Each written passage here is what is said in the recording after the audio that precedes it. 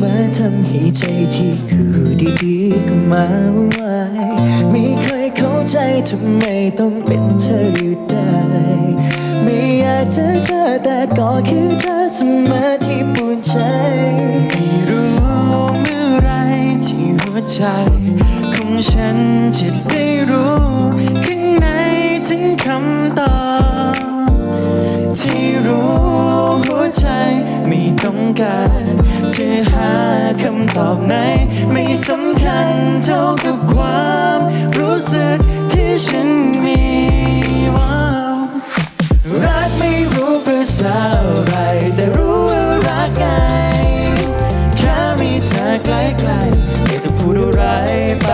กว่านี้ก็รักไม่มีภาษาแต่เพียงมองตาคือเข้าใจไม่ต้องแปลความหมายเธอกับฉัน